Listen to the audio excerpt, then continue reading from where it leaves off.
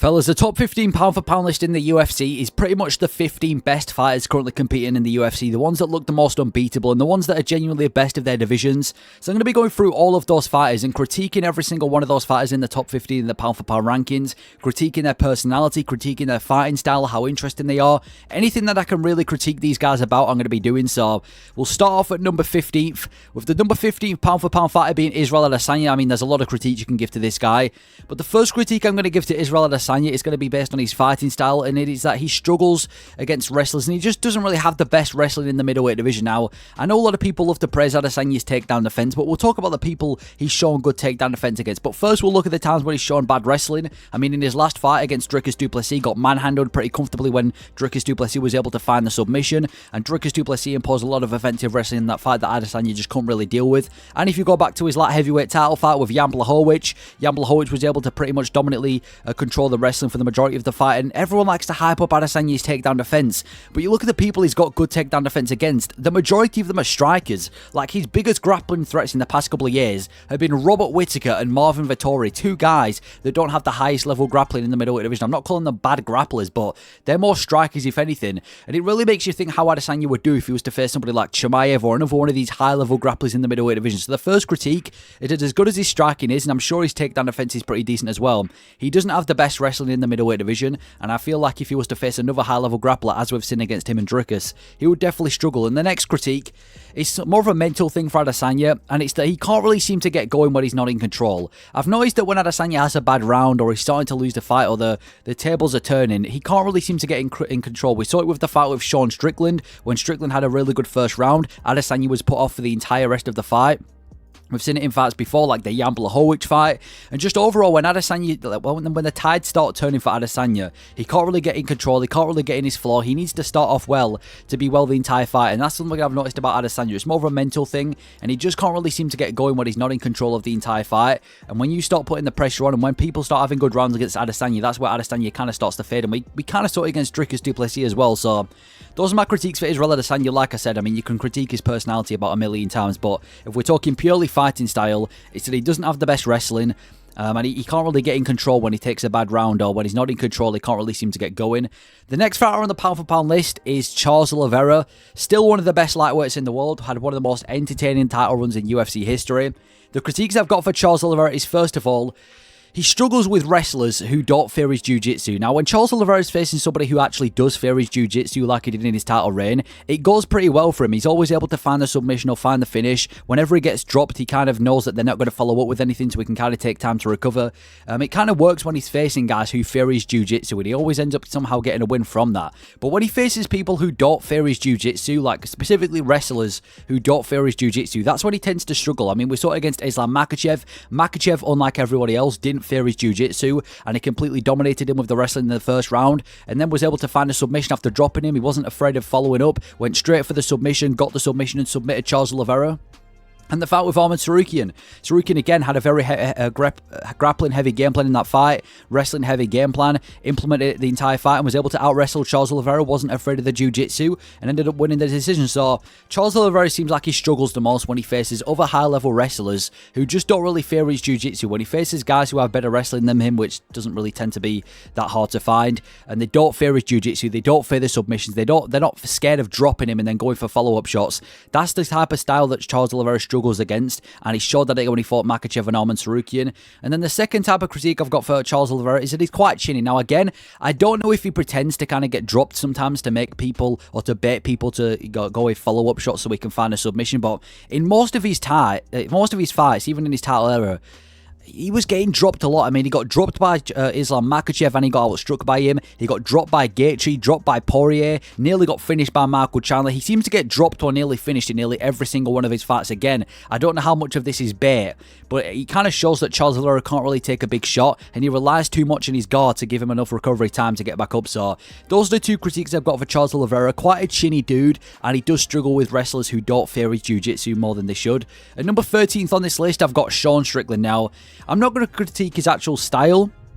Well, I am going to critique his style, but I'm not going to critique how necessarily good or bad he is, because he's still one of the best middleweights in the world. But I'm going to critique how interesting he is, and more specifically, how he always says he's going to show up for a war when he promises to, or how he always says he's going to show up to a war when he never does. He's always promising in press conferences that he's going to show up for a war, he's going to make it a back-and-forth bloody fight, especially in that fight with Paulo Costa, saying he's going to go out there and make it an absolute war, make it an absolute banger. And then he fights, and it's just jab and teeps the entire time, feinting and jabbing and front kick to the body. It's never this war. I don't understand where he gets this war from. His fight style is literally made to the opposite of a war. He's not a fun fighter to watch. He's a very technical guy, don't get me wrong, but I don't understand where he gets this idea of having a war from. His only fun fights recently has been against Dricus Du Plessis. I guess the Adesanya one was fun, but it was more fun because of how the tables were turning and how nobody expected Strickland to win, rather than it being an absolute war itself. So he doesn't show up for a war when he promises to. And then the second critique I've got is pretty much a similar thing, that he's just not that interesting to watch. For the personality that Sean Strickland has and the way that he hypes up his fights, you would expect him to be one of the most entertaining fighters in the UFC, but he's really not. He's got a very technical style, and a style that's not really made for the most not really made for entertainment purposes. I'm not calling him a decision machine, I'm not calling him necessarily boring, but it's just not this absolutely interesting style, this absolute war type of style that you'd expect from a guy like Sean Strickland. So my critiques is that he doesn't show up for a war when he promises to, and he's just not that interesting to watch compared to some of the other contenders in the middleweight division. The next fighter on this list is Alexandre Pantoja. Now, the critiques I've got from Pantoja is, first of all, that he doesn't win decisively enough. I feel like if Pantoja wants to get people on board with him and wants to get a bit of a fan base going in the UFC, which he still hasn't been able to really do yet, he needs to win more decisively. His title fight against Brandon Moreno was razor thin, and he just about got the win in that fight. Again, I'm not saying it was a robbery, but it was a very, close fight. The fight with Royval, I'm going to say, yeah, he comfortably won that.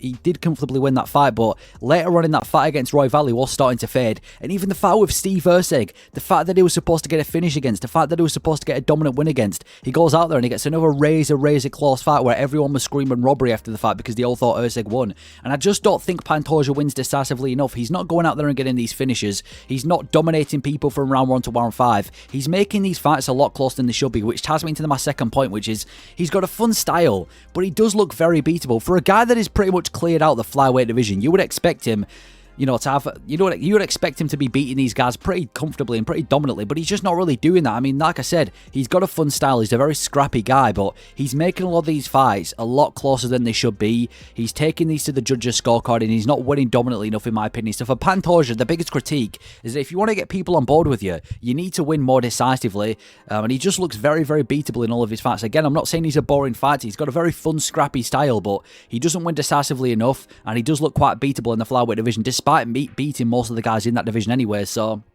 that's my critique over Pantoja.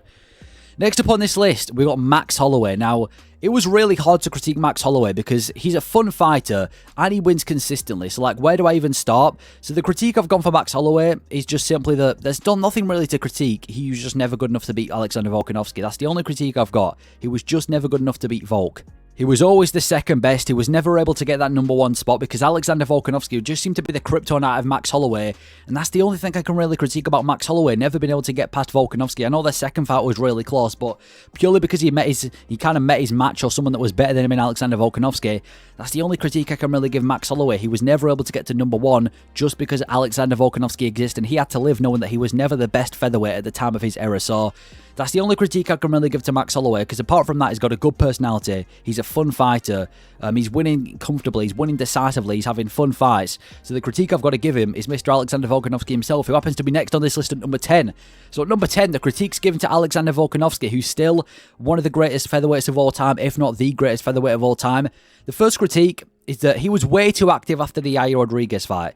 Alexander Volkanovski's got a problem with activity. A lot of champions, when we say they've got a problem with activity, it's because they're too inactive. Volkanovski had the opposite problem. He was too active, specifically after the Yair Rodriguez fight, or even after the first fight with Makhachev.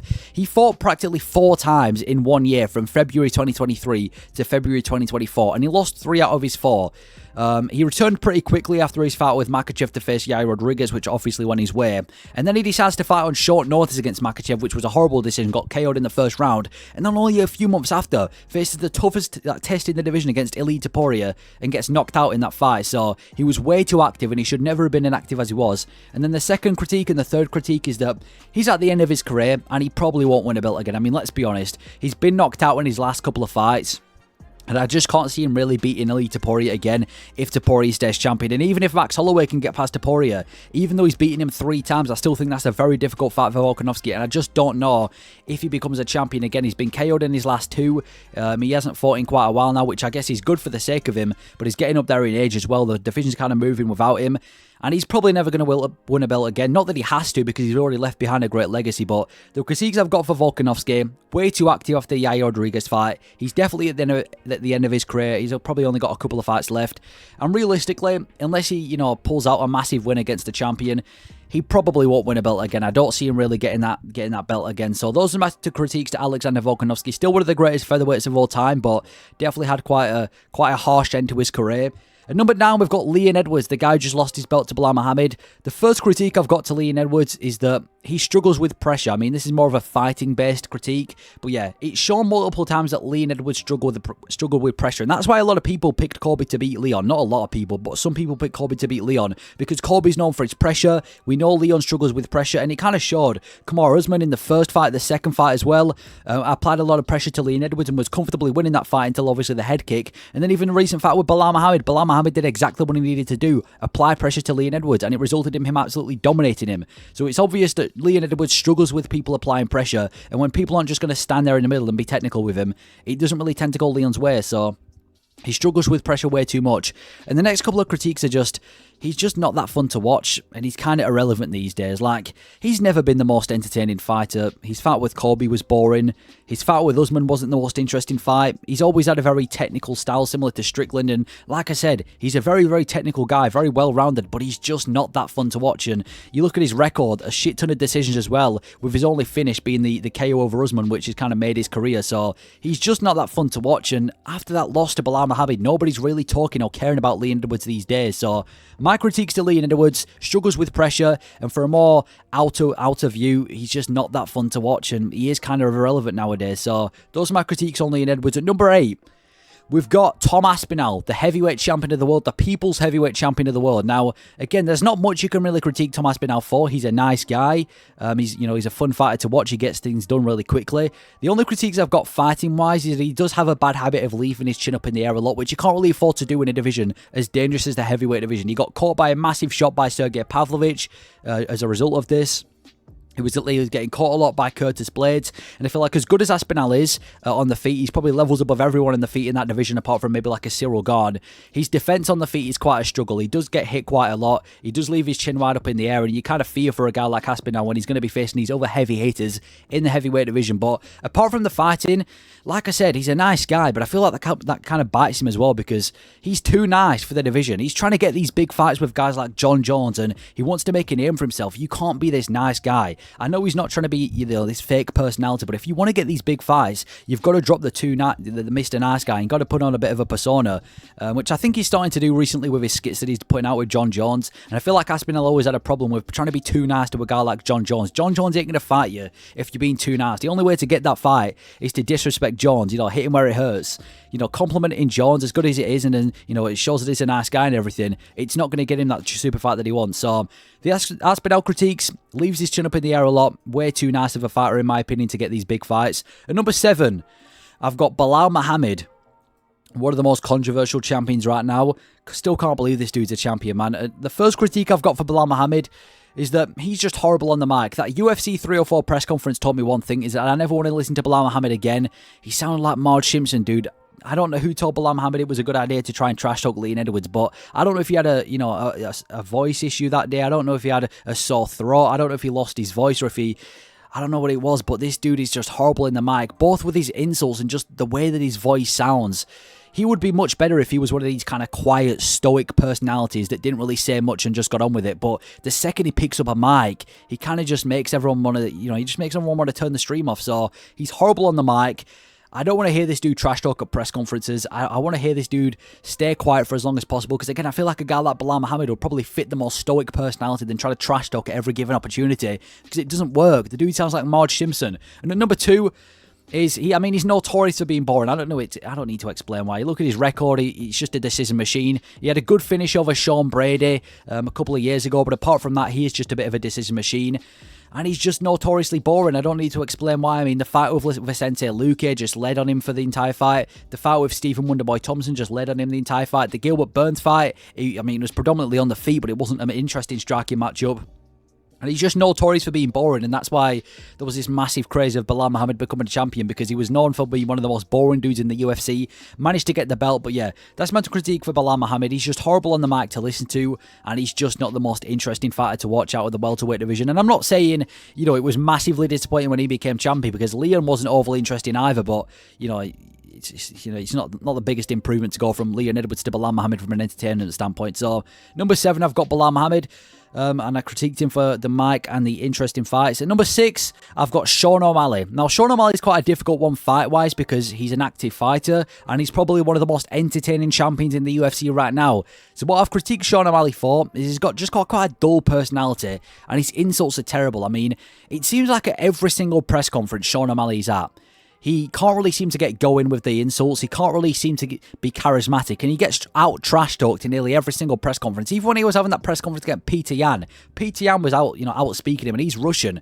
At every single press conference that Sean O'Malley has, for a guy that's got this entertaining fight style, that's hyped up as the next big thing, that's got this, coloured hair and this bright clothes on all the time, you'd expect him to have a bit more personality, but he just seems to have this really dull personality. And then whenever he gets, in some heated exchange with someone else on the press conference, he barely ever wins or barely ever comes out looking like he won the exchange. So for Sean O'Malley, I think his issue is that he's got a bit of a dull personality, and his insults against other fighters are terrible. I mean, what was that insult he had against Ilia Topuria in that press conference that one time? I think he said Ilia Topuria's got a small shoe size. Like, the dude needs to take some notes from Chael Sonnen or someone else, because he's got terrible insults, he's got a dull personality, but for some reason he walks around with his coloured hair and this vibrant clothing as if he's this vibrant personality, which he just isn't. But he's fun to see, so who cares? And number 5, we have Dricus Du Plessis, the new middleweight champion of the world. Now, for Dricus Du Plessis, again, it's hard to critique him, but the critique I've gone for is just purely, he looks like trash in every fight, but gets it done. Similar to Pantoja, it's kind of hard to get on board with Dricus Du Plessis when he looks trash in nearly every fight, and he almost loses every single fight.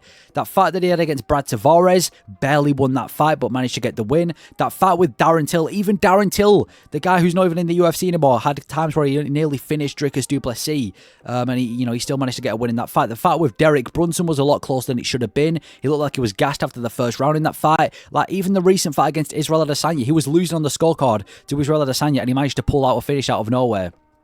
It's hard to get on board with a guy like Dricus Du Plessis, when respectfully, even though he's a good fighter, he looks trash in every fight, but it works. I'm not saying it's a bad style or anything, I'm not saying he should switch it up, because it's obviously working for him, but it's hard to get on board with a guy who looks trash in every fight, always looks gassed, always looks like he's the least technical guy in the octagon, always looks like he's getting outpointed and then finds a finish out of nowhere. It's hard to get on board by a guy like that, but he gets it done, so who cares? So my critique for Dricus Du Plessis, simply just looks trash in every fight, but he gets it done.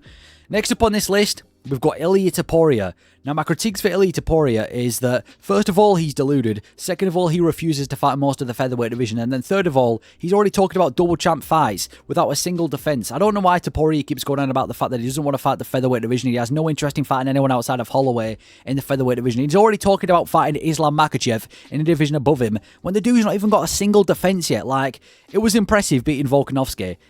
First guy to beat Volkanovski in the featherweight division, especially in the fashion that he did. A really impressive title win, and he's undefeated, but you've got to defend against the rest of your division. I hate this new thing that the fighters do, where the second they win a belt or the second they get a defense, they start talking about the champion above them. You've got to rack up a couple of defenses. I missed when fighters used to clear out the division and then move up a division. When you've got guys like Topuria, who hasn't even had a single defense, and he's already hyping up these fights with Makhachev in these lightweights, as if he's, earned that spot yet. You've still got an entire division to clear out. You've got to beat guys like Brian Ortega or Aljamain Sterling or Diego Lopez or whoever the number one contender is at the time, and obviously Max Holloway as well. So he's just very deluded, refuses to fight the featherweight division, which just isn't good from a fan's perspective, and he's already talking about double champ fights without a single defense. He's an entertaining fighter though, so I guess it doesn't really matter.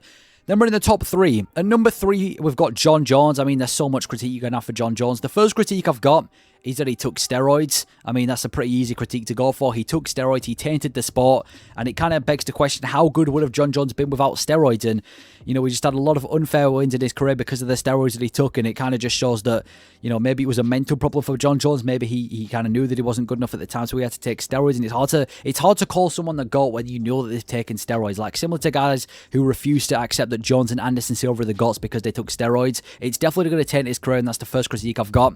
The second critique is just more of a personal thing, and it's just he's a horrible human being. I mean, I'm not going to go through the list of crimes that he's committed, but it's no surprise that Jon Jones is a horrible human being. It's very, very hard to be a fan of this guy.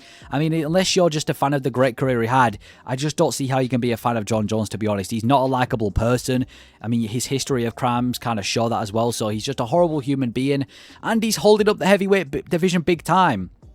His last fight was in March of 2023. Comes back and beats Ciryl Gane. Fair play, you beat Ciryl Gane, a fairly favourable matchup. Refuses to fight Tom Aspinall, the fight in which all of us want to see. And instead he's promising this fight with Stipe Miocic over a year after his fight with Ciryl Gane. Way over a year after his fight with Ciryl Gane. Against a guy that, quite frankly, nobody wants to see him fight. He's holding up the heavyweight division. And I honestly think that heavyweight division would be a much better division without Jon Jones in it. He should have never come to this division. And if he was to come to this division, either fight Aspinall or he should have fought Ngannou when Ngannou was the champion. He's picked the worst spot to enter the heavyweight division because he genuinely just ruined this division and held it up big time. So my critiques on Jon Jones: took steroids, horrible human being, and if we're talking right now, he's holding up the heavyweight division big time. And number 2, we've got Alex Pereira. My critique for Pereira is that he just simply struggles against grapplers. I mean, it's nothing crazy. I mean, it's nothing surprising. We all know he struggles against grapplers. I can't really critique him as a person or his striking, so I've just got to critique his grappling. Yeah, even Adesanya was able to outgrapple Alex Pereira. Jan Blachowicz, the same guy who outgrappled Adesanya, was able to outgrapple Alex Pereira in their fight and actually came close to beating Alex Pereira out of every other light heavyweight so far. The fight with Yuri Prochazka, the first time around, Yuri had a very grappling-heavy approach and it seemed to work. And he just struggles against grapplers, which makes me, worry for him when he faces somebody like Magomed Ankalaev, who we know is a great grappler, as he showed in that fight with Jan Blachowicz. So he struggles against grapplers. And I feel like that's the biggest critique you can give to Alex Pereira's game, because on the feet, he seems pretty much untouchable. The dude's dangerous, the dude finishes fights quick, he's probably the best kickboxer in the UFC right now, but the grappling is definitely where he lacks, so I've got to say that he struggles against grapplers, and that is his biggest critique. And then for number 1 pound for pound in the UFC, Islam Makhachev, the guy who most view as pretty much unbeatable. The critique that I've got for Makhachev is, first of all, his durability is questionable. Now, I'm not saying he's not durable, but I think his durability, I think he should be finishing fights a lot quicker than he is, or at least he should be showing that he's in the fight a lot more than he is, if that makes sense. I feel like his durability can be questioned because, he goes out there and fights Volkanovski the first time around. Volkanovski took that dude into deep, deep waters, was able to win that last round against Islam Makhachev, and again, does that show us signs that Makhachev maybe starts to fade in those later rounds? And the fact that Dustin Poirier, who's, let's be honest, even though Poirier's a tough motherfucker, was meant to be an easy stylistic matchup for Islam Makhachev, managed to take him into that 5th round, which kind of shows us that maybe Makhachev isn't as dangerous in those. I know he got the finish over Poirier, but maybe he's not as dangerous in those later rounds as he's early on. Maybe he tends to fade as the fight goes on, so his durability is definitely in question. Maybe something that a guy like Omar Sarukin can take into mind. And then the second critique is just a comparison to Khabib, and I just don't think he was as dominant as Khabib was. Now, I'm not saying he wasn't as well-rounded. Islam Makhachev's definitely a lot more well-rounded than Khabib, it's a no-brainer, but I just don't know if he was as dominant, because when you watch Khabib fight, this dude had some unbeatable aura about him, where the second he wanted to take you down, he would take you down and maul you for the entire fight. And even though Islam Makhachev's really well-rounded, he's a great wrestler, I just don't think he was as dominant as Khabib. Poirier was able to get up multiple times against Islam Makhachev. Volkanovski was able to defend takedowns and get up multiple times against Islam Makhachev. But when you look at Khabib, when that dude got a hold of someone, ain't no one getting up. So Islam Makhachev's biggest critiques, I mean, he's a pretty much unbeatable fighter, so it was hard to come up with these, but his durability is questionable. Can he take it to those later rounds? And he just wasn't as dominant as Khabib was, in which a guy that he gets compared to a lot. But that is how I would personally critique every fighter in the top 15 pound for pound rankings. Some of them critiqued on their personality, some of them critiqued on their fighting style, how interesting they are. Let me know your thoughts on these critiques. Was I too harsh? Should I have included something else? Let me know your thoughts. Thank you for watching.